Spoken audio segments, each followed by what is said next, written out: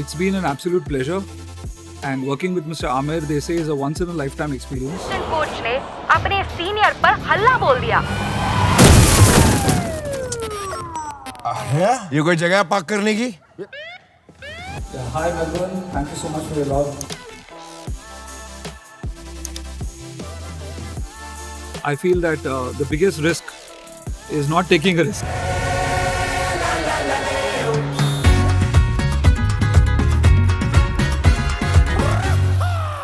In a short time in the industry, comparatively, you have worked with the best.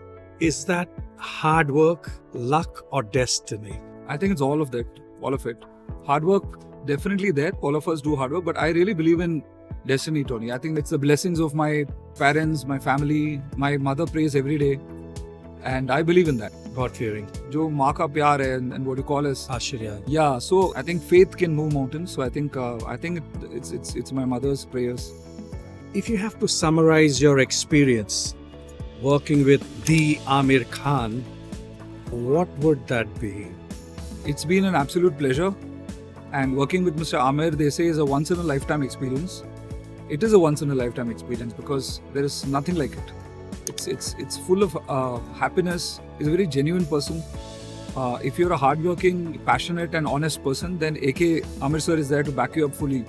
He doesn't need to know where you're coming from. He doesn't need to know what films you made, how much box office your film has done. All he wants to see is genuine hard work and desire to tell a story. And if you're all that, AK sir is going to be the jet super booster behind your back. And I had done just one film. So to even dream of an Aamir sir film as my second film is not a dream I would have ever dreamt. So I really love that man. I really love him, and I think he's a giver, and he's a believer too. So like I spoke about my mother's faith, I think Aamir sir has got a lot of faith in his directors, and that faith is what really creates the movie.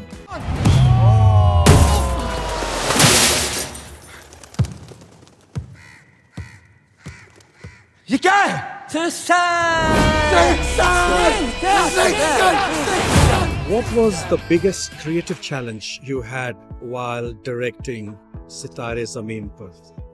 To let go of myself, to disappear, and not to show off, to just be in the back and allow the Sitaare, because they are the magic.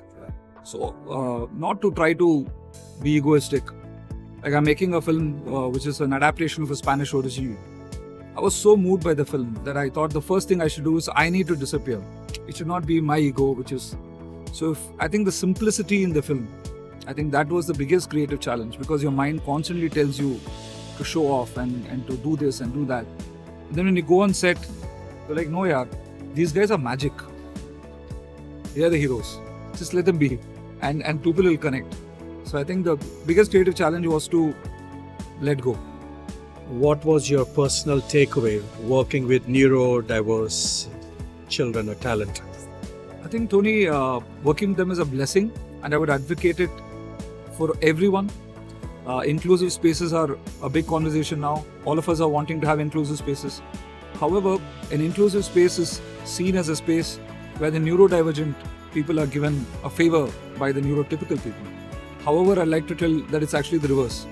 The neurodivergent people doing us a favor, because they make the space happier, they make it more empathetic, more loving. So wherever they are, the space becomes beautiful. So I think inclusive spaces are required for all of us, for the neurotypical and neurodivergent. And I think that was the biggest takeaway, that having childlike people around us all the time who are full of love. They would hug me in the morning, every day before shoot, hug me in the evening, every day after shoot. What more is life, yeah? So I think that's all there is to it. And they don't care about money, they don't care about fame. Even when I'm in a press meet, a lot of us will want to be in the spotlight, and they'd just be looking out for me and be like, well, and come and share so they're very sharing, they're very full of love. And that's what they do. All your three films are super hit. Is there a certain recipe you followed? I think the fact that you don't follow a recipe is all you can do, because I feel that the biggest risk is not taking a risk, because cinema is a very different field. You know, you cannot say that this worked, so then it'll work again. So I think constantly putting yourself out away from the film industry after the film. I take a break. Then just get out of the film industry. Don't meet film industry people for a long time. And I think going back to being an audience, I wouldn't say that's a recipe for success, but I think that's a starting point to kind of come to zero again after a film and to live life, to be with family, do shopping, get galis from the wife every day. Is it common?